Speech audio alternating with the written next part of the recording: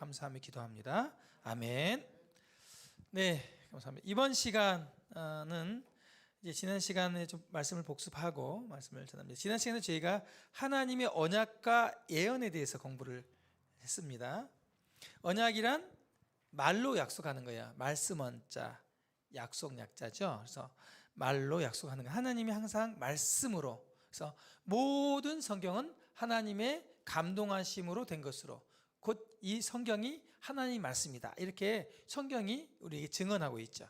그리고 곧 성경대로, 곧 하나님의 약속대로 하나님께서 이제 우리에게 구원자를 보내주고 약속하셨고 또 예언하셨습니다. 하나님께서는 여러 선지자를 통해 성경 여러 구절에 우리 인류, 우리 사람들이죠, 사람들의 죄에서 구원할 구원자를 보내시겠다고 말씀했습니다. 제가 오늘 12번째 시간이라서 짧게 이렇게 갔지만 성경 많은 곳을 보면요, 이 우리의 죄에 대한 문제를 다루고 있고, 우리가 죄 때문에 죽게 됐는데 너희들 죽지 않고 늘 영원한 나라로 심판받지 않고 구원할 구원자를 보내줄 거야, 이걸 계속 예언해 놓으셨어요. 자, 그리고 그 예언자는 이렇게 올 거야 하고 미리 다 또 말해 놓으셨어요. 그 말씀들이 오지 않는 건 하나님이 보내주시는 구원자가 아니에요. 굉장히 많다 그랬죠. 350가지가 넘는 예언을 하셨다, 이렇게 말씀을 드렸습니다. 첫 번째, 하나님은 여자의 후손으로 오게 될 거다. 모든 인류는 남자의 후손입니다. 남자의 씨로 태어나죠. 우리 성아 홍씨죠. 엄마 홍씨예요, 아빠 홍씨예요? 아빠가. 왜 그런지 아세요? 아빠가 아빠의 씨로 태어났기 때문에 그래요. 아빠의 후손인 거예요. 온 인류는 남자로 말미암아서 태어납니다. 물론 여자가 잉태해서 낳지만 이 여자의 후손은 그런 의미가 아니에요. 남자의 씨를 받지 않고 나온다는 거예요. 자, 그 다음에 하나님께서 선택한 사람이 있었죠. 아브라함입니다. 믿음의 조상. 이 아브라함의 후손으로 이제 하나님이 계보, 족보를 딱 정하셨어요. 이 사람 후손으로 온다. 예. 홍씨가 아니고 아씨로 온다는 거. 아씨, 그죠? 아브라함의 후손이니까. 그리고 또 쭉 내려오다가 다윗 왕이 있는데 이 다윗 왕의 자손으로 온다라고 또 약속하셨어요. 그러면서 이 다윗의 왕자와 그 나라에 군림하고 또 그 나라를 굳세게 하고 영원히 정의와 공의를 보존하신다. 이 구원자가 계속해서 영원히 계실 분이라고 하는 것을 계속 말씀하고 있습니다. 근데 여기까지는 괜찮아요. 근데 이건 정말 기이한 예언인데요. 처녀에게서 탄생한다는 거예요. 처녀에게서. 처녀가 아이를 낳을 수가 없어요. 의학적으로, 과학적으로, 상식적으로, 인류상.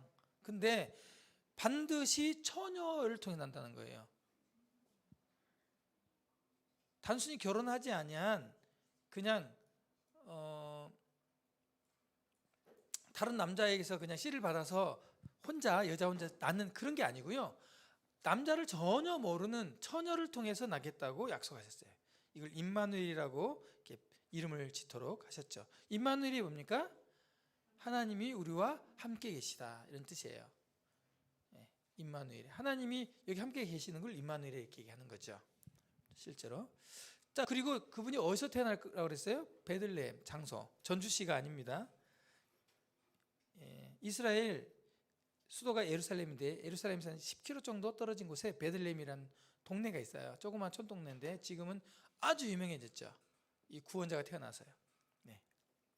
여기서 태어날 거다, 이렇게 예언하셨습니다. 그분이 하나님의 독생자요, 우리의 구원자요, 우리의 구속자요, 꼭 우리 죄를 대신할 대속자다. 대속물이 뭡니까? 대속물이 내 죄를 대신해 죽을 물건, 어린 양, 그런 걸 대속물이라고 하잖아요. 그렇죠? 네. 이 독생자란 말은 오직 하나뿐인 아들이 아니고 오직 하나뿐인 아들, 하나님의. 자, 그리고 지난주에 보라, 세상 죄를 지고 가는 하나님의 어린 양이다. 드디어 이 구원자가 오셨어요. 그리고 이 구원자를 확실하게 이제 알려줬습니다. 요한복음 1장 12절의 신약에서 이 구원자, 이 어린 양, 우리 죄를 대신 담당할 대속물, 어린 양이 이 안수하고 죽이면 그 죄 지은 사람의 죄가 이 어린 양으로 넘어가서 죄가 용서되잖아요. 이 어린 양이 누구냐? 봐라. 그리고 소개합니다. 그는 누구인가? 이렇게 하고 제가 지난주에 말씀을 마쳤습니다. 오늘 그가 누구인지 말씀을 드리겠습니다. 제 12강 하나님의 독생자 땡땡 말씀을 드리겠습니다. 보라 세상 죄를 지고 하는 하나님의 어린 양이로다. 이걸 누가 이 말을 외쳤냐면요, 요한이라는 사람이 있었어요. 예수님보다 6개월 먼저 태어난 세례 요한. 이 사람이 죄인들에게 세례를 베풀며 회개의 세례를 베풀었는데 그가 말했습니다. 그 자리에 예수님이 나오시는 거예요. 예수님이 교회 오면 예수님 믿어야 돼. 예수 예수 예수 하고 있는데 이 예수님이 요한 앞에 나오니까 요한이 예수님을 가리키면서 얘기합니다. 보라! 이 예수님이 세상 죄를 지고 가는 하나님의 어린 양이다. 이렇게 선고하고 있는 겁니다. 여러분, 예수님이요, 우리의 죄를 대신 대속할 대속물 어린 양으로 오셨어요. 자, 그렇다면 증거를 대야죠. 진짜 예수님이 우리를 구원할 구원자인지 대속물인지 성경을 통해서 증명해 봐야죠. 진짜 이분이 성경에 예언한 대로 오셨는지 우리가 확인해 봐야겠죠. 오늘 다음 주 이분이 정말 우리를 구원할 만한 그런 자격이 있는지, 구원하신 분인지, 하나님이 말씀하는 그 독생자 예수님이신지, 구원자인지 구속자인지를 확인하겠습니다. 제가 성경을 통해서 이것을 확인해 드리겠습니다. 그러므로 성경 말씀을 통해서 여러분들이 믿든지 아니 믿든지 이제 여러분이 결정할 시간이 다가온 거예요. 예언, 여자의 후손으로 온다고 했습니다. 내가 너로 여자와 원수가 되게 하고 내 후손도 내 여자의 원수와 후손과 원수가 되게 하리니. 이 뱀에게 얘기하는데 사탄이죠. 여자의 후손은 내 머리를 상하게 할 것이요 너는 그의 발꿈치를 상하게 할 것이다. 결국은 이 여자의 후손이 사단의 권세, 죄의 권세가 뭡니까? 죄의 싹스 뭐죠? 사망. 사망의 권세를 깨트리겠다는 얘기예요. 죽음이 없도록 하겠다는 거예요. 그리고 이분이 죽지 않을 거란 얘기예요. 그런데요, 놀랍게 보면 너는 그의 발꿈치를 상하게 할 것이다. 해를 입힐 거야. 그렇지만 구속자로 온 그를 사단이 그 구속자 예수 그리스도를, 예수님을 해를 입히겠다는 거예요. 상해를 입힌다는 거예요. 궁극적으로 예수를 아주 치명적인 치명상을 입히겠다고 하는 게 예언입니다. 이게 갈라디아서 4장 4절에 이렇게 되어 있습니다. 때가 참에, 하나님의 때가 참에 하나님이 그 아들을 보내사 여자에게서 나게 하시고. 모든 인류가 여자에게서 났는데 굳이 여기다 여자에게서 나게 하시고 기록된 것은요, 이 창세기의 예언이 성취되었음을 말씀하시려고 기록한 거예요. 여자에게 나게 하셨고, 우리 율법 배웠죠? 10계명. 자, 10계명 율법 앞에 가면 우리가 어떤 사람이 됩니까? 내가 누구예요? 죄인. 그 율법 아래 이분이 태어나셨어요. 사람과 똑같이 태어나셨어요. 구원자가. 오늘 계속 말씀드립니다. 예언에 보면 이분은 아브라함의 자손이고 이삭의 자손이고 야곱의 자손이고 다윗의 자손으로 올 것으로 예언하셨다고 그랬어요. 그렇죠? 예언되어 있습니다. 자, 마태복음 1장 1절. 여러분 집에 가셔서 일주일 동안 마태복음 1장 18절과 2장 18절까지, 누가복음 1장을 읽어보시면 이 독생자, 이 구속자가 오신 내용이 잘 기록되어 있어요. 오늘 그 얘기할 거예요. 그러니까 한번 읽어보시기 바랍니다. 꼭 읽어보시기 바랍니다. 여기 보시면 마태복음 1장 첫 번째, 마태복음이 신약성경의 첫 번째 책입니다. 창세기는 구약의 첫 번째 책인데 창세기 첫 번째 1장 1절에 뭐라고 되어 있냐면요, 태초에 하나님이 천지를 창조하셨다. 너희들이 눈에 보이는 모든 건 내가 창조했어. 내가 있는 한 내가 존재했기 때문에 너희들이 존재한 거야. 너희들도 내가 만들었어. 이게 창세기 1장 1절이에요. 자, 그런데요, 신약 마태복음 첫 번째 책 1장 1절에 이렇게 나옵니다. 아브라함과 다윗의 자손 예수 그리스도의 계보라, 족보라, 이런 얘기입니다. 하나님이 신약에서는요 가장 먼저 하고 싶은 얘기가 이 얘기였어요. 내가 너희들에게 제일 먼저 알려주고 싶은 사람이 누군지 알아? 예수 그리스도야. 그 사람은 아브라함의 자손이요? 다윗의 자손이야. 그러면서 보십시오. 아브라함이 이삭을 낳고 이삭이 야곱을 낳고 야곱이 유다와 그 형제를 낳고, 족보가요 1장에 보면 쫙 나옵니다. 엄청 길게 나와요. 어떤 분은 족보 다 못 읽고 주무십니다. 지루해가지고. 왜 그 족보를 기록한지 아십니까? 예수가 내가 예언한, 내가 약속한 아브라함의 자손으로부터 왔다, 이삭의 자손으로부터 왔다, 야곱의 자손으로부터 왔다, 다윗의 자손으로 온 거야. 이것을 족보로 확인시켜 주는 겁니다. 문자적으로. 자, 족보만 가지고는 또 믿을 수 없잖아요. 우리가 또 의심이 많잖아요. 그렇죠? 처녀에게서 탄생한다고 예언하세요. 처녀. 이걸 어떻게 하실 거예요? 그러면 이걸 어떻게 증명할 거예요? 그러므로 주께서 친히 징조를 너희에게 주실 것이라. 보라, 처녀가 잉태하여 아들을 낳을 것이요. 이 예수님이 오시기 수백 년 전에, 수십 년 전도 아닙니다. 수백 년 전 이사야서 7장 14절에 기록해 놨어요. 이것은요, 어떻게 이사야서가 그럼 그 수백 년 전에 기록됐다는 걸 어떻게 증명할 거야? 다 증명됐습니다. 고고학적으로 다 증명됐어요. 사본이 다 발견이 됐어요. 이 부분의 논지에 얼마나 성경을 안 믿으려고 하는 많은 학자들이 있었겠어요. 다 증명하고 비평했습니다. 근데 이걸 고고학적으로 증명함으로 이 부분에서는 제론의 여지가 없어요. 성경만큼 많은 사본과 많은 원본을 가지고 있는 책이 없어요. 여러분, 이사야서 7장 14절, 이사야 선지자라고 하는 사람이 처녀가 아들을 낳을 것인데 그가 임마누엘이래요. 이렇게 예언했습니다. 자, 보십시오. 신약 봅니다. 누가복음 1장입니다. 오늘 그 얘기합니다. 누가복음 1장 29절에 26절에 이렇게 나옵니다. 여섯째 딸은 이 마리아에게 친족이 있었는데, 엘리사벳이라고 하는 친족이 있었는데 이분은 늙었어. 할머니야. 할머니가 되도록 애를 못 낳았어요. 그래 평생 애를 못 낳으니까 부끄러워서 아이고 난 애도 못 낳고 이렇게 살았는데, 이 할머니가 갑자기 덜컥 임신을 해버렸어요. 덜컥. 자, 여러분, 할머니가 나이 많아가지고 덜컥 임신한 사람이 구약에 있었죠. 누구예요? 누가? 사라. 누구의 아내예요? 아브라함. 99세 때, 아브라함 99세 때 덜컥 우리 할머니 사라가 임신하잖아요. 이 엘리사벳도 덜컥 임신했어요. 그 6달이 지난 후에 천사의 이름이 기록되어 있습니다. 따라 가브리엘. 이 가브리엘이라는 천사는요, 이름이 있어요. 이 가브리엘 천사는요, 항상 기쁜 소식을 전하는 사람이 천사예요. 이 천사가 하나님의 보내심을 받아 갈릴리 나사렛이라고 하는 동네에 갔어요. 저도 가봤습니다. 이스라엘 갈릴리 나사렛이라고 하는 동네에 갔어요. 제가 가서 직접 봤습니다. 그 동네 있어요, 실제. 근데 그곳에 다윗의 자손, 누굽니까?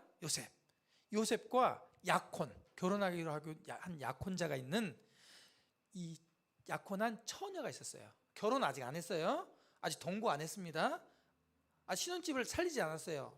결혼하기로 약조만 했습니다. 이 처녀에게 이 천사가 왔어요. 어느 날. 마리아야, 마리아야 이렇게 부르는 거예요.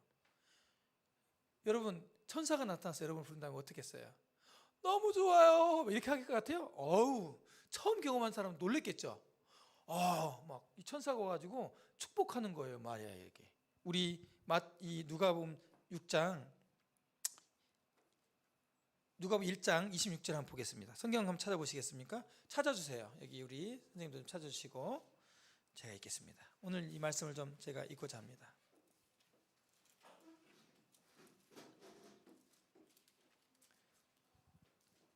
네. 정현님 앞에서 좀 찾아주세요. 찾아드리세요. 네. 누가복음 1장 1장 28절 제가 읽겠습니다. 자, 처녀는 이 마리아에게 왔어요. 자, 28절입니다. 그에게 들어가 이르되 은혜를 받은 자여 평안할지어다, 주께서 너와 함께 하시도다 하니, 처녀가 그 말을 듣고 놀라 이런 인사가 어찌민가 생각하며. 그렇지 않겠어요? 갑자기 처음 보는 천사가 나타나서 이런 인사를 하니까 나사렛 동네가 조그만 촌동네거든요. 왜 내한테 인사를 하지? 이렇게 한 거죠. 놀란 거죠. 그리고 무섭기도 하고요. 그러니까 천사가 말합니다. 마리아여, 무서워하지 말라. 내가 하나님께 은혜를 입었느니라. 보라, 네가 잉태하여 아들을 낳으리니 그 이름을 예수라 하라. 하나님이 이사야에서 약속하시고 예언하신 말씀이 드디어 이루어지는 장면입니다. 자, 그러니까 네가 아들을 낳을 거야. 너 은혜를 입었는데 네가 아들을 낳을 거야. 그러니까 이 마리아 입장에서는 어떻게 했어요? 너무 좋아요. 이렇게 얘기했겠어요? 아닙니다. 마리아가 천사에게 바로 말합니다. 나는 남자를 알지 못하니 어찌 이런 일이 있으리까? 저는 남자가 없어요. 남자 경험이 없어요. 근데 어떻게 아이를 가질 수 있어요? 이렇게 얘기한 겁니다. 이건 당연한 얘기인 겁니다. 그렇죠? 처녀가 어떻게 아이를 가질 수 있어요? 당연한 얘기예요. 그런데 보세요. 천사가 얘기합니다. 성령이 내게 임하시고 지극히 크신 이의 능력이 너를 덮으리니 이러므로 나실 바 거룩하신 이는 하나님의 아들이라 일컬어지리라. 마리아가 처녀가 잉태된 것은, 아이를 갖게 된 건요, 결혼을 해서 갖게 된 게 아니고 가장 높으신 하나님이 아이를 너를 갖게 할 거야. 성령으로 잉태할 거야. 이렇게 얘기하는 겁니다. 그리고 얘기합니다. 보라, 네 친족 엘리사벳도 늙어서 아들을 가졌다. 네가 확인해 봐라. 본래 임신하지 못한다고 알려진 네가 이미 6달이 되었나니. 되죠? 같이 읽습니다. 시작. 하나님의 모든 말씀은 능하지 못하심이 없느니라.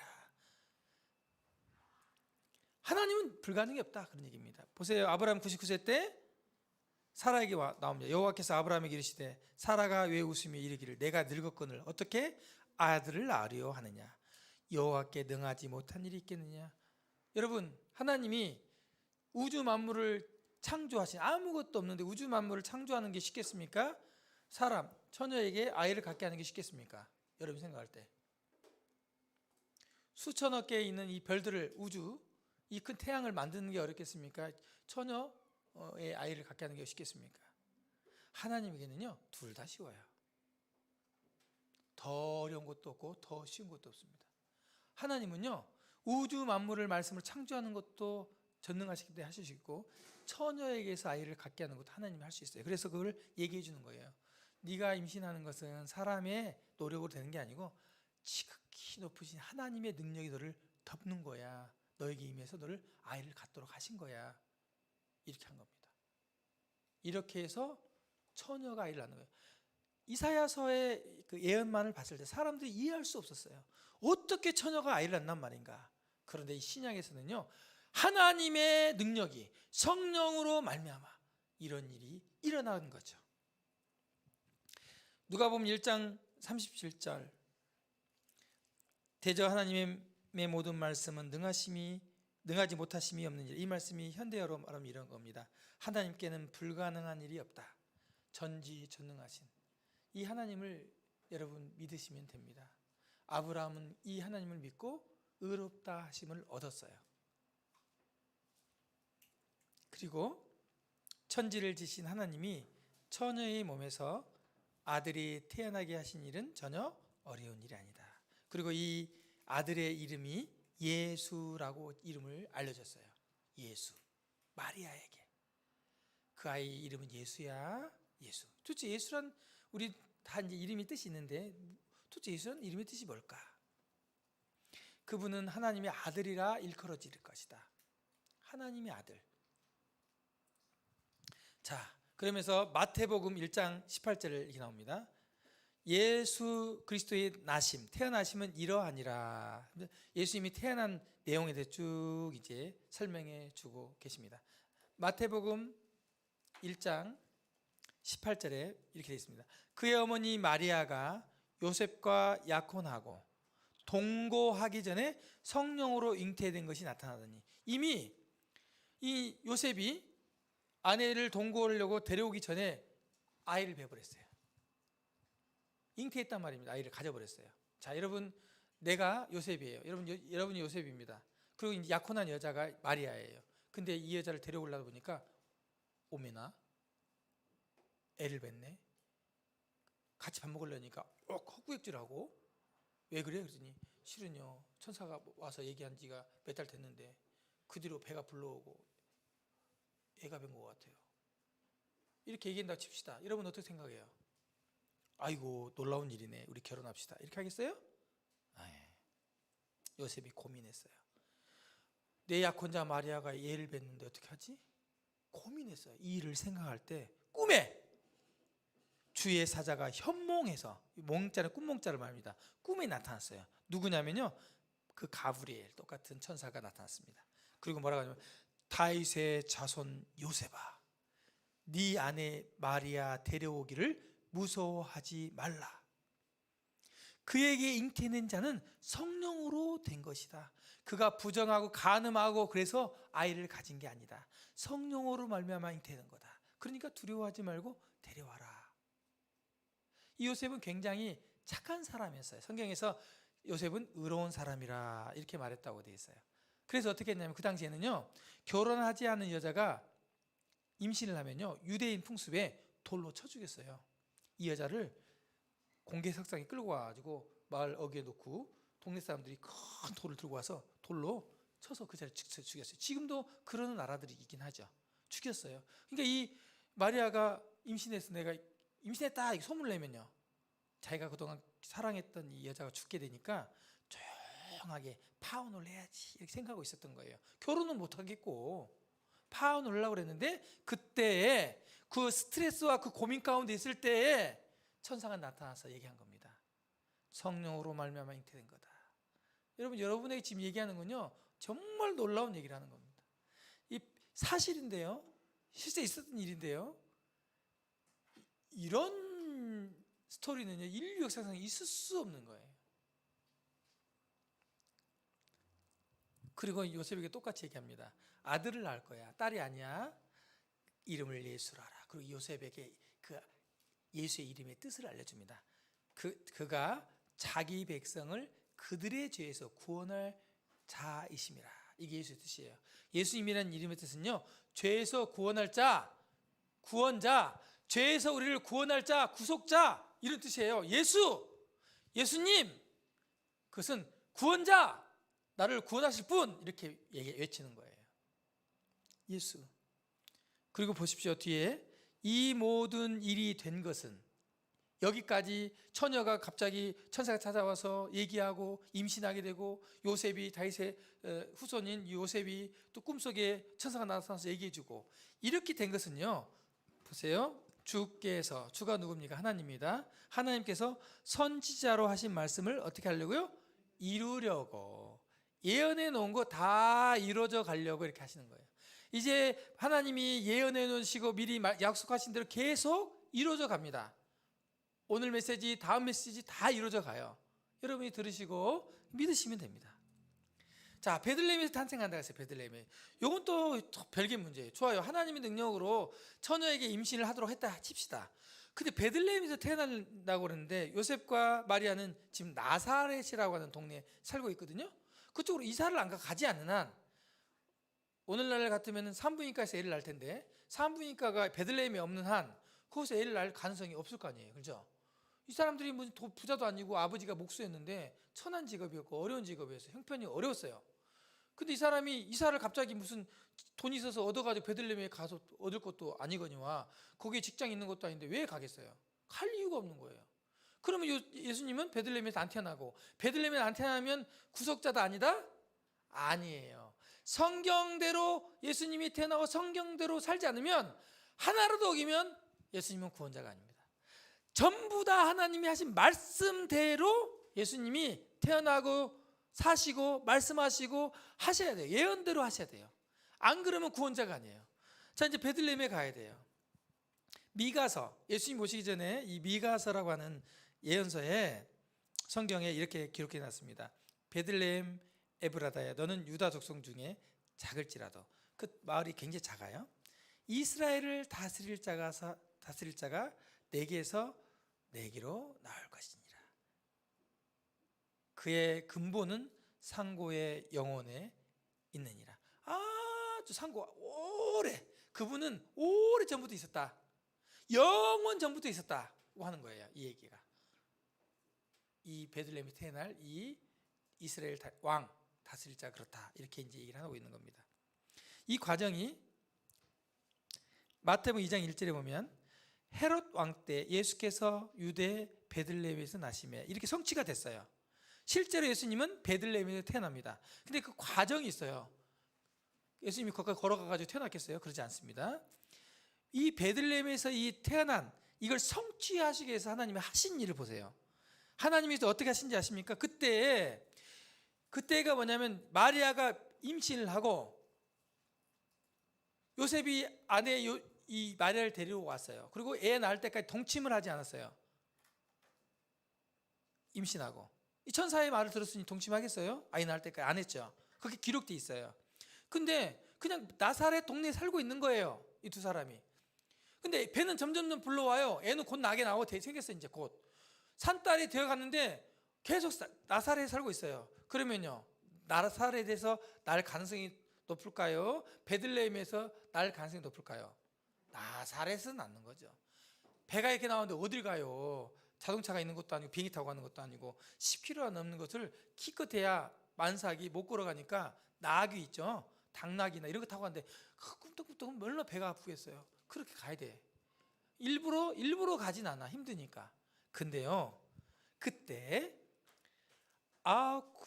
아우구스토, 가이사 아우구스토가 뭐냐면 그때 당시에 이스라엘을 다스리는 로마 황제예요. 로마 황제. 이 황제가 명령을 내렸어요. 영이라고 그래서 명령을 내렸어요. 모든 유대 민족은 다 고향으로 돌아가 다시 호적해라. 왜 호적하라 그랬냐면 인구조사 하려고. 인구조사를 왜 하는지 아십니까? 세금 거두려고.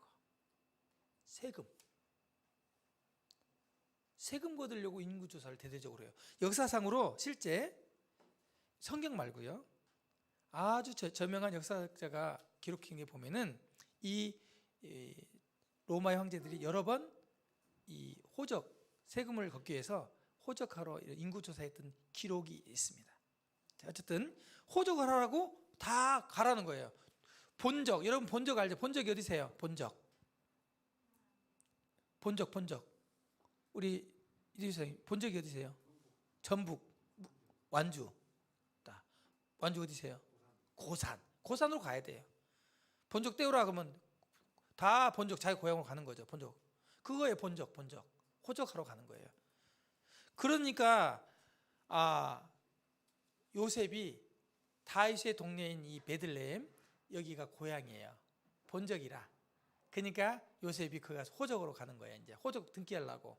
자기도 하고 마누라, 아내 마리아도 해야 되니까 태우고 가는 거예요. 거기 그 베들레헴에 갔어요. 근데 베들레헴이 동네가 조그만해요. 조그만한데 여러 동네에서 출세했던 사람들이 호적하러 갑자기 베들레헴 마을에 닥치니까 사람들이 갑자기 많이 왔는데 잠잘 곳이 변변치가 않은 거예요. 이 마리아와 요셉은 이 마리아를 태우고 가다 보니까 막 뛰어가도 못하고 덜커덩 가다 보니까 마리아가 여보 잠깐만 배가 아파, 애가 막 차는 것 같아, 막 아랫배가 땡겨. 그러면 또 잠깐 쉬었다가 이렇게 가다 보니까 늦게 도착한 거야. 가보니까 방이 없어요.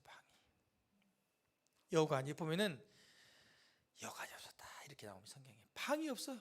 방이 없었는데 도착했는데 얼마나 이제 산딸도 찾고 고단했든지 아기가 나오려고 그래. 이제 벌써 또 배가 아파가지고 큰일 났어. 그러니까 사정을 합니다. 저기 좀 애가 나오려고 하는데 방 좀 주십시오. 다 안 된다는 거야. 다 피곤하고 와가지고 방을 안 내줘. 없어. 그러니까 요새 그 주인의 사정하니까 저기 구유 짐승 있잖아요. 낙이나 말이나 양 같은 걸 먹이는 구유, 지푸라기 있는 구유. 이 구유가 집에 딸려 있어. 이스라엘 백성은요. 이스라엘은 거기에 좀 임시 방편으로라도 거기 좀 들어가시려고. 그러니까 급한데 어떻게 해? 급한데 들어갔어요. 구유로 마구간이라고 표현했잖아요. 그런 외양간, 짐승들 자는 그곳으로 들어갔어요. 누가 들어갔냐면 요셉과 마리아가 들어갔어요. 왜냐하면 배는 불러오고 애는 나오려고 하죠. 길바닥에서 날 수는 없잖아요. 그런데요, 성경에 이렇게 나와 있습니다. 거기 있을 때가 뭐냐면 베들레헴에 있을 때죠. 해산할 날이 차서 첫 아들을 낳아 강보로 쌓아, 강보가 말하면 깨끗한 천입니다. 쌓아 구유에 누였으니 이는 여관에 있을 곳이 없습니다.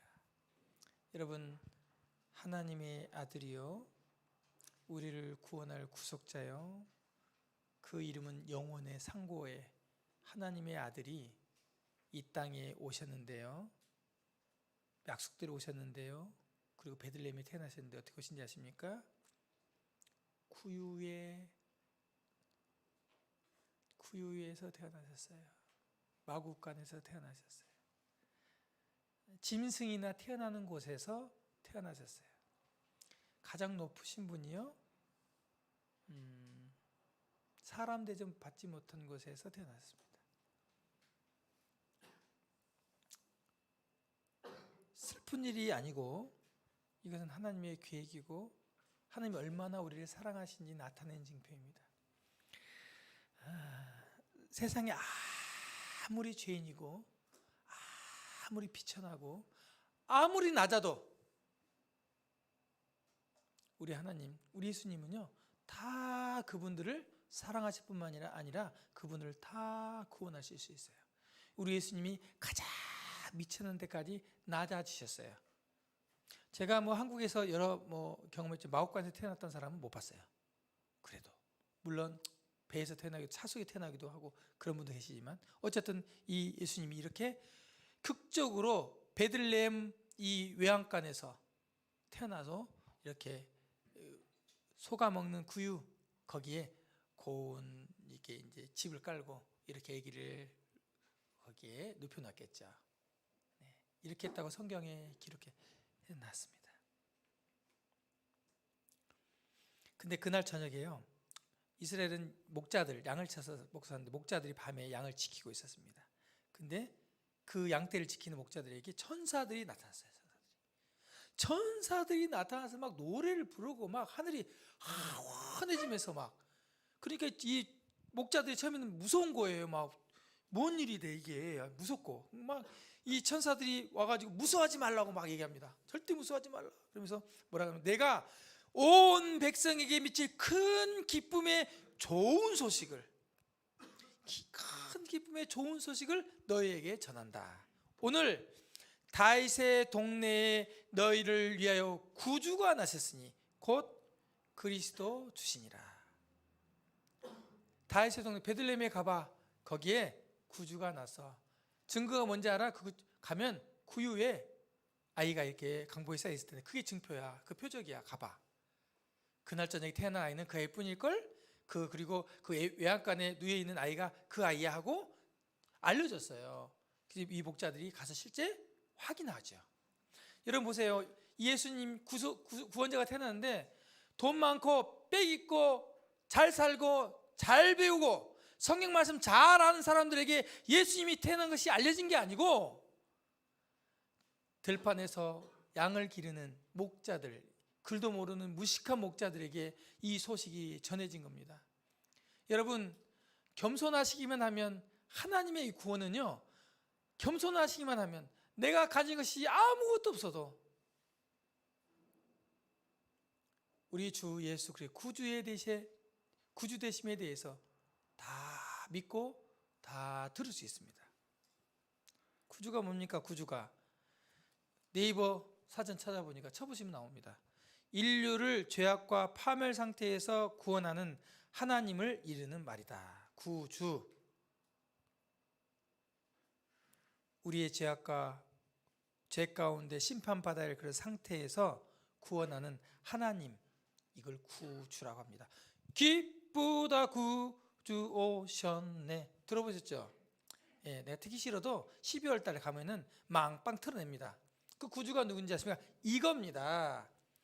오늘 다윗의 동네에 너희를 구주가 나셨으니 곧 그리스도 주시니라. 예수님, 이분이 구주라는 거예요. 이 노래를 12월 달에 내내 들어도 멜로디를 장담하고 탭댄스는 추어도 구주가 누군지 알아보지 않는다는 겁니다.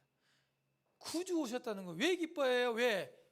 나를 죄 가운데서 구원할 수 있으니까, 내가 이제 죄 가운데 죽지 않고 살 수 있으니까, 받지 않을 수 있으니까, 이 구주가 나를 구원해 주시기 때문에 기쁜 거예요. 뭐 이분이 오신다고 내가 무슨 돈을 벌니까, 뭐 이분이 오셨다고 뭐 저한테 뭐 얻는 혜택이 뭐가 있습니까? 물질적으로 외형적으로 없어요. 그러나 가장 우리 인생의 문제, 한 번 죽는 것은 사람에게 정하신 것이요 그 후에는 심판이 있으리니, 인생이 풀리지 않은 젊으나 나이 드신 분이나 모두 다 죽기로 작정돼 있고, 죽고 나면 심판받으면 둘째 사망, 그 불못, 이곳에 갈 수밖에 없기 때문에 그 운명에 처해 있는 우리를 구원하실 수 있는 구주가 태어났다, 이런 얘기입니다. 그가 하나님의 독생자 예수 그리스도입니다. 그리스도라고 하는 말은 우리나라 말이 아니죠. 헬라어인데 왕이란 얘기입니다. 왕, 기름 부음을 받은 자, 왕이란 얘기입니다. 왕, 예수, 왕. 요한복음 3장 16절을 지난주 읽었습니다. 근데 이분이 왜 이렇게 구유에서 태어나고 왜 이렇게 어린아이로 베들레헴의 처녀의 몸을 태어나신지 아십니까? 성경이 이렇게 말하고 있습니다. 하나님이 세상을 이처럼 사랑하사 독생자를 주셨으니. 여러분, 이 독생자 예수 그리스도, 이분은요, 하나님이 우리를 사랑하신다는 가장 확실한 증표입니다.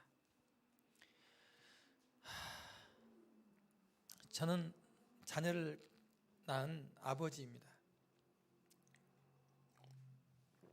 제가 몇 번 통곡을 하면서 운 적이 있는데, 그 중에 대부분이 자식 때문에 울었습니다. 저는 독한 사람이라 잘 울지 않을 것처럼 보이지만 독한 사람도 아닙니다. 그래서 자녀에 대한 생각을 할 때 제 마음이 너무 미안하고 눈물이 있어요. 그리고 제가 어떤 자리에서 이렇게 얘기했습니다. 저는 우리 두 아이를 제 목숨보다 더 사랑합니다. 우리 아들이, 자녀가, 또 우리 딸이 아파서 뭐 간, 뭐 심장 떼주에 산다 그러면 떼줄 겁니다. 저는 그렇게 해서 제가 죽더라도 우리 자녀 살릴 거예요. 악하고 정말 악한, 저 악한 사람입니다. 나쁜 사람이에요. 죄인입니다. 저도요, 자식한테는 그렇게 할 줄 압니다. 여기 있는 부모들 다 똑같은 마음이에요. 얘 이놈하고 막 뭐라고 야단쳐도 사실은 이 자식 때문에 마음 졸이는 게 많습니다. 너 아들 내놓을래? 네 목숨 내놓을래? 내 목숨 내놓겠습니다. 아들 못 줍니다. 여러분 나 자녀 줄 수 있겠어요? 못 줍니다. 어떤 부모가 자식을 사지로 몰겠습니다. 못 몹니다. 근데 하나님은요, 아브라함은요, 하나님께서 하나뿐인 아들 아브라함에게 독자 아들을 나에게 바쳐라, 번제로 죽여서 각을 떠서 불태워서 나에게 바쳐라 할 때 어떻게 했습니까? 아브라함은 했어요. 그 마음이 미어 터집니다. 자식을 데리고 와, 아버지, 아니, 나무하고 불은 있는데 왜 하나님께 드릴 제사 양은 어디 있습니까? 이렇게 아버지한테 물어볼 때, 이 아브라함이, 이놈아, 네가 양이다. 네가 오늘 네 제삿날이, 이놈아. 올라가면서 그 다리가 산에 올라가면 천근만근일 거 아니겠습니까? 그렇죠? 근데 그 아브라함이 하나님께 그 자식을 드릴 때 하나님이 뭐라고 하셨는지 아십니까? 아브라함아, 네가 네 사랑하는 독자 이삭을 아끼지 않고 나에게 바치는 걸 보니까 이제서야 네가 나를 경외하는 줄 알았다. 하나님이 위로를 얻으셨어요. 이놈아, 나도 내 아들을 너를 위해서, 인류를 위해서 바쳐야 된다. 하나님이 오직 하나밖에 없는, 죽음을 맛볼 수 없는, 죽지 않은 영원한 생명을 가진 예수님을, 그 독생자를 줬어요. 잘 모셔라, 이렇게 준 게 아닙니다. 구주로 주신 겁니다. 구주로. 이 하나님이 아들, 하나밖에 없는 아들이 어떻게 온지 아십니까? 어린 양처럼 왔어요. 어린 양이 뭡니까? 안수하고 목을 잘라서 피를 쏟아 죽이는 거 아니에요. 대속물로 예수님을 보냈다고요. 우리를 살리려고. 그렇게 하지 아니하면 우리 죄가 용서될 수가 없고 해결이 안 돼요. 보세요. 양 한 마리 죽었습니다. 또 죄를 지면 또 양 한 마리 죽어야 됩니다. 온 인류의 죄를 갚으려면 양이 몇 마리 죽어야 되겠어요? 수백억 마리, 수천억 마리 죽어야겠죠. 못해요. 양 못돼요. 뿐만 아니라 그것만 있습니까? 죄 지을 때마다 해야 돼요. 그래서 하나님이 단번에 온 인류, 옛날, 과거, 현재, 앞으로 죽을 때까지 영원한 죄까지 한 번에 다 죄를 용서할 수 있는 방법은 그 가치가 있는, 짐승이 아니라 영원한 가치가 있는, 영원한 생명이 있는 그 대상이 필요했던 거예요. 그것이 아니고는 한 명, 두 명 죄는 갚을 수 있어도 이 지구에 있는 모든 사람 죄를 갚을 수가 없는 겁니다. 그 죄값이 너무 커요. 그 빚이 너무 크다고요. 그 단번에 갚으려면 정말 천문학적인 돈을 가지고 있는 사람이 갚아야 되는데, 사람은 목숨이 하나밖에 없어가지고 한 사람 목숨 대신 죽으면 끝이에요. 그래서 하나님이 영원한 생명을 가진, 영원한 가치가 있는 예수, 그분의 아들, 하나님 그 자신이 대속물로 오기에 바쳐져서 온 거예요. 그분이 죽기 위해서 사지로, 죽음으로 자식을 보냈단 말입니다. 우리를 살리려고. 이보다 더 큰 사랑이 어디 있냐 이거죠. 하나님이 이로써 하나님의 사랑을 확증했다, 확실히 증명했다, 이렇게 성경에서 말하고 있어요. 보세요. 하나님이 세상을 이처럼 사랑하고 독생자를 주셨으니 우리는 이제 우리의 행위와 우리의 노력이 아니라 그냥 그 독생자를 믿기만 하면 믿는 사람마다, 믿는 자마다, 믿는 모든 사람이 멸망하지 않고 영생을 얻는다는 거예요. 심판받지 않는다는 거예요.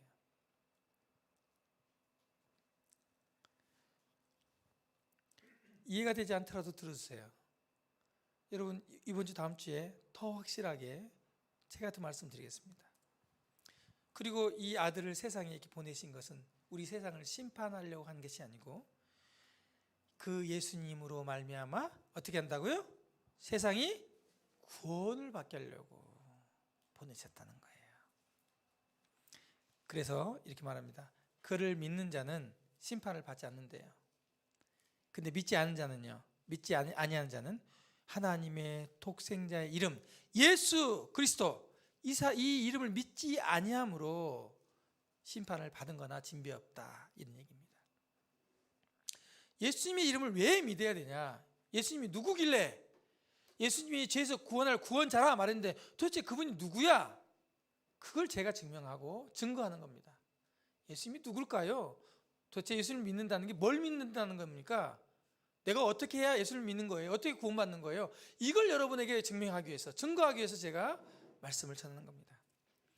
여기 예수님이 말씀하셨습니다. 마태복음 28장 20장 28절에 친히 말씀하셨습니다. 인자가 온 것은, 내가 온 것은 섬김을 받으려 함이 아니라, 하나님의 아들이니까 섬김 받아도 되는데 섬김을 받으려 하는 게 아니라 도리어 섬기려 하고, 우리를 섬기려고, 뭐라고 그 다음에요? 자기 목숨을 많은 사람의 무슨 물로요? 대속물로 주려고. 대속물이 뭐예요? 죄인을 대신해서 바치는 제물 아니에요, 그죠? 예수님이 그 대속물로 주시기 위해서 오셨다고 말씀하고 있어요. 죄 없는 희생 제물이 죄인을 대신해 죽었으므로 이것을 대속이라 하고, 희생 제물로 쓰인 그 짐승을 대속물이라고 합니다. 대속물로. 예수님이 이 대속물로 자신을 주려고 하는 거예요. 전에는 양을 가지고 안수해서 주겠지만 이제는 예수님이, 죄 없는 예수님이 대속물이 돼서 여러분 모든 죄를 대신 안수받고 죄를 뒤집어쓰고 그분이 대속물로 죽기 위해서, 그분이 죽으면요, 그러면 여러분의 죄는요, 그렇죠, 그분이 죽었으니까, 예수님이 죽었기 때문에 여러분이 그래서 죄가 없는 겁니다. 여러분이 원래 죄인인데요, 여러분 죄가 예수님께로 전가되어서 그분이 죽어버렸어요. 피 흘려 죽었어요. 내 죄는요 없어지는 건데, 그게 하루 없어지는 게 아니라 영원히 단번에 태어날 때부터 지금 앞으로 지을 우리 온 인생의 모든 죄, 그리고 이 지구가 끝나는, 온 인류의 역사가 끝나는 그때 살아있는 사람들의 모든 죄까지 예수님이 대신 대속물로 갚으셨다는 거예요. 그러니까 이걸 믿으면 된다는 거예요. 이걸 믿으면 하나님이 그 믿음을 의로 여기신다는 거예요. 그가 하나님을 믿음에 하나님의 믿음을 의로 여기셨다, 아브라함이 말한 것처럼 계속 성경에서는 말하는 겁니다. 구원자를 말하고 믿음을 말하는 거예요. 믿음을 말하고 의롭다함을 말하는 겁니다. 하나님 앞에 죄 없다, 의롭다함을 얻고 심판받지 않는 길은 나의 착한 행실과 노력이 아니라 나의 죄를 스스로 해결할 수 없는데 그 해결해 놓으신 사역과 그 이름 예수 그리스도를 믿는 거예요. 그 믿음은 하나님 의롭다 하고 여기신다고 하는 것입니다. 그 성경에서 많이 증거하고 있어요. 계속 제가 소개할 겁니다. 그가 우리를 대신하여 자신을 주심은 모든 불법에서 우리를 속량하시고 우리를 깨끗하게 하사 선한 일을 열심히 하는 자기 백성이 되게 하심이라. 여기 속량이란 말이 나옵니다. 속량은 뭐냐면, 여러분 한자이기 때문에 잘 들으세요. 속량은 예수가 십자가에서 못 박힘으로 인류의 죄를 대신 씻어 구원한 일, 이걸 속량이라고 하고요. 좀 더 쉽게 말하면요, 몸값을 받고 노비의 신분을 풀어주어 양인이 되게 하는 일. 이 사람이 노예예요. 노예. 내 노예라 내가 죽일 수도 있어요. 근데 이 사람이 너무 착하고 너무 아까운 거예요. 그래서 이 사람 몸값이 얼마요? 네, 금으로 500냥이요. 우리 한국말로 말하면 이 데려가려면 5억 내놓으시오, 이렇게 한 거예요. 그래요? 그래서 자기 친족도 아닌데 5억을 주고 이 사람을 풀어주는 거죠. 자유롭게. 자, 그러면 이 사람이 풀어준 돈을 대신 속량해 준대. 나에게 뭐라고 얘기해야 돼요? 나에게 뭐라고 얘기해야 돼요? 아이, 내가 돈이, 예? 그렇죠. 감사하다고 해야죠. 아이고, 감사합니다. 아니, 나하고 무슨 인연도 없는데 왜 나를 이렇게 내게 은혜를 베푸십니까? 왜 나를 그 비싼 돈을 해야지 왜 나를 살려주십니까? 아이고, 감사합니다. 이렇게 한 사람이 누군지 아십니까? 성도들 매주 교회 나와가지고 떡과 잔 넣고 하나님 감사합니다, 은혜 감사, 이게 그래서 감사하는 거예요. 이 교회 사람들 뭐가 감사해서 맨날 감사하고 뭐가 고맙다고 맨날 노래하고 찬송하는가 생각하고 또 생각해도 세상에 나 같은 사람을 왜 하나님이 사랑하셔서 속량하셨는지, 왜 아들을 내 죄값으로 주셔가지고 나를 속량했는지 생각해도 이 머리로는 이해가 안 되고 가슴으로 너무 감사한 거예요. 그래서 감사하는 겁니다. 그 감사하지 않은, 예수님을 믿으면서 감사하지 않는 것은요, 예수님 안 믿는 겁니다. 거짓말하는 겁니다. 진짜예요. 하나님의 은혜를 입고 그 속량을 받은 사람은 감사합니다. 죄인 되는데 그 몸값을 지불하고 이제 의인으로 사오셨다. 이게 속량이에요. 하나님이 우리를 속량하실 뿐만 아니라 깨끗하게 죄가 없이 의롭다고 하셨다고 성경이 말하고 있습니다. 여러분, 근데 깨끗하게 하려면 어떻게 된다 그랬어요? 피를 흘려야 돼. 피를. 하나님, 예수님이 오셔가지고 어이 나 돈 많으니까 돈 주고 너 사, 이렇게 된 게 아니라 이 죄값은요 반드시 피를 흘려야 됩니다. 목매달아 죽거나 무슨 독국물로 해서 죽거나 이렇게 사람이 죽잖아요. 예수님 죽으시면 이렇게 대속하시면 절대로 죄가 사함이 없어요. 성경 말씀대로 육체의 생명은 피에 있음이라 내가 이 피를 너에게 주어 제단에 뿌려 너의 생명을 위하여 속죄하게 하였나니 생명이 피에 있으므로 피가 죄를 속하느니라. 자, 보세요. 율법을 따라 거의 모든 물건이 피로서 정결하게 되느니 피 흘림이 없은 자가 어떻게 한다고요? 사함이 없다. 절대 용서함이 없는 겁니다. 그래서 하나님, 예수님이 성경에 이렇게 나와 있습니다. 염소와 송아지의 피로 아니하고 짐승의 피로 아니하고 오직 자기 피로 예수님이 영원한 속죄를 이루사 단번에 송소에 들어가셨느니라. 예수님은요 그냥 죽으신 게 아니라 피를 흘려 죽었어요. 그 피값으로 우리를 구원하기 위해서. 자, 예수님이 어떻게 피를 흘리는지 아시죠? 예수님이요 우리의 죄를 짊어지고 죽을 때요, 죽기 전날, 예수님을 죽이기 전날 밤새도록 예수님을요 이 로마 군병들이 굵은 채찍으로 온몸을 두들겨 팹니다. 그래서 온몸이, 성경이 뭐라고 표현했냐면 닭고랑처럼 내 몸이 파였다 이렇게 표현하고 있고, 내 뼈가 다 드러났다 표현했어요. 이 살점이 뚝뚝 떨어지면 안에 희끗하게 이 뼈가 드러나잖아요. 이렇게. 그리고 형체가 알아볼 수 없을 정도 눈이 붓고, 사람들이 볼 때 이렇게 볼 수가 없어요. 어우 징그러워. 볼 수 없는, 고개를 돌릴 정도로 흉측한 몸으로 예수님이 두들겨 맞았습니다. 온 몸이 피투성이 됐는데요, 그 예수님을 끌고 갑니다. 사형틀을 어깨에 메고 가도록 하죠.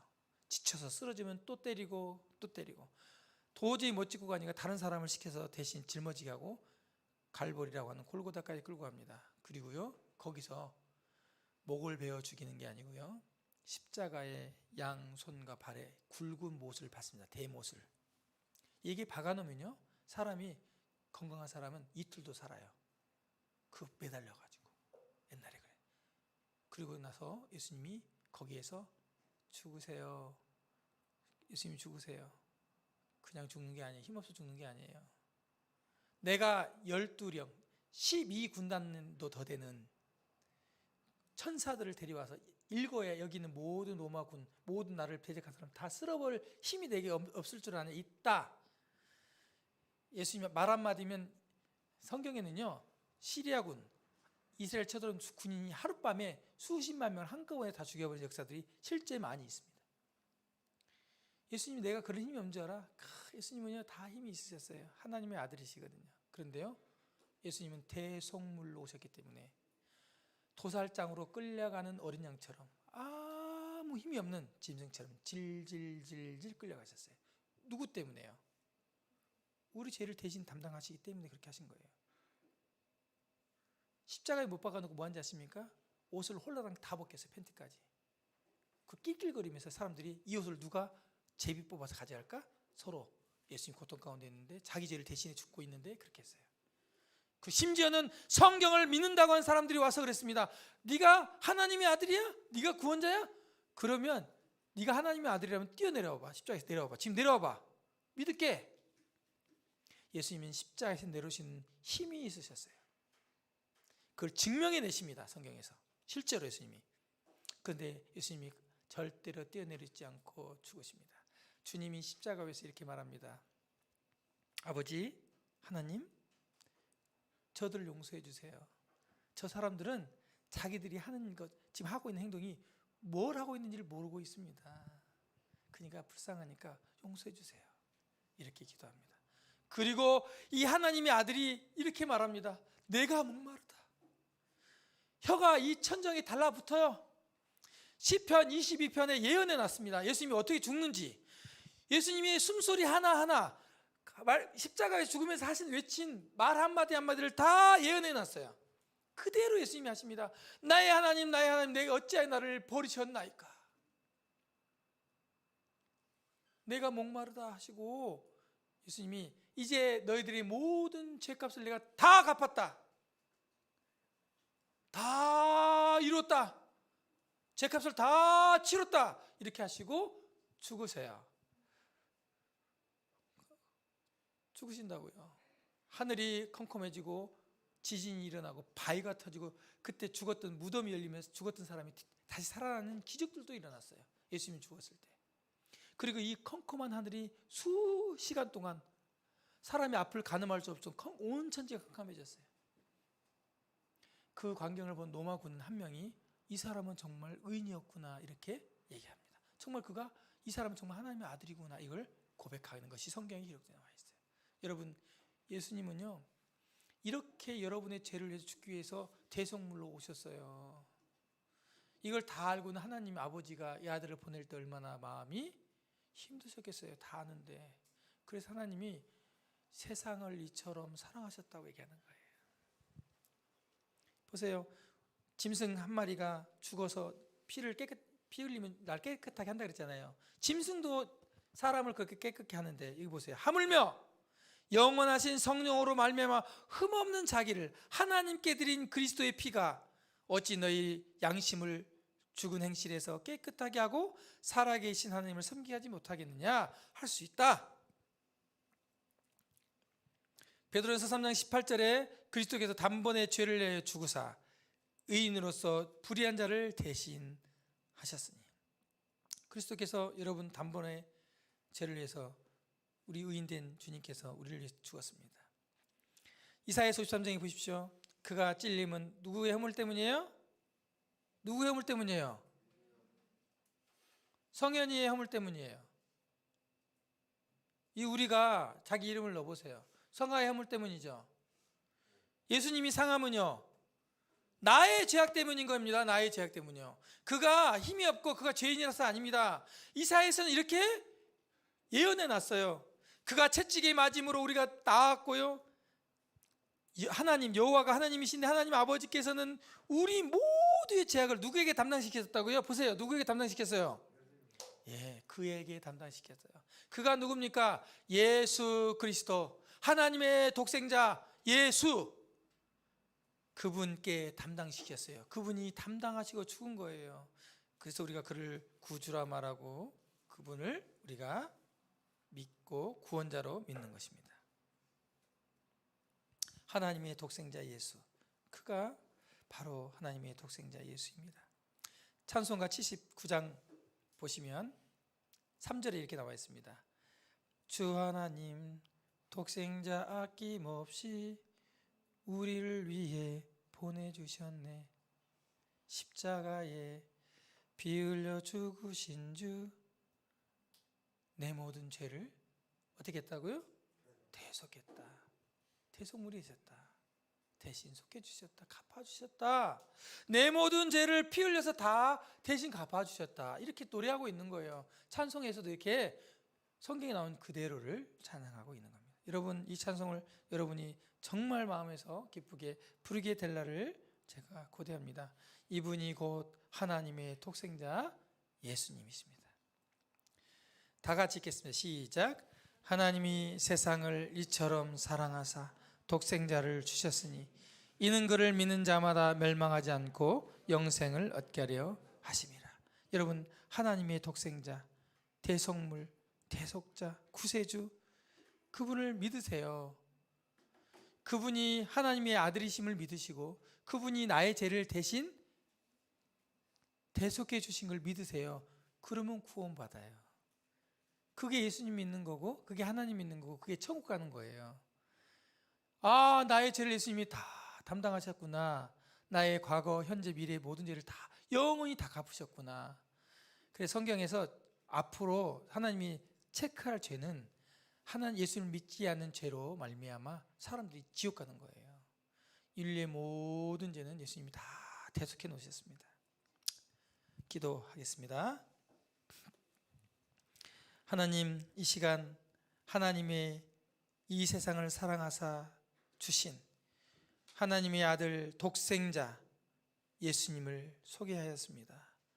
그분이 그리스도요, 그분이 구세주요, 그분이 대속물이요, 대속자요, 우리를 죄에서 건지기 위해서 우리의 모든 죄와 허물을 대신 담당하신 하나님이 준비하신 구원자이심을 이 시간 증거했습니다. 하나님, 여기 말씀을 드린 우리 모두가 이 구원자 예수님을 믿게 해주시고 믿음으로 구원받게 해주시고 믿음으로 심판에 이르지 않고 믿음으로 영생을 소유하는 모든 분이 되게 해주시기 원합니다. 말씀이 믿어지게 하시고 예수님이 믿어지게 하시고 예수님께서 하신 이 사역과 하나님의 독생자 예수님을 구주로 나를 구속하신 하나님으로 구원자로 모든 분들이 믿을 수 있도록 믿음을 선물로 주시옵소서.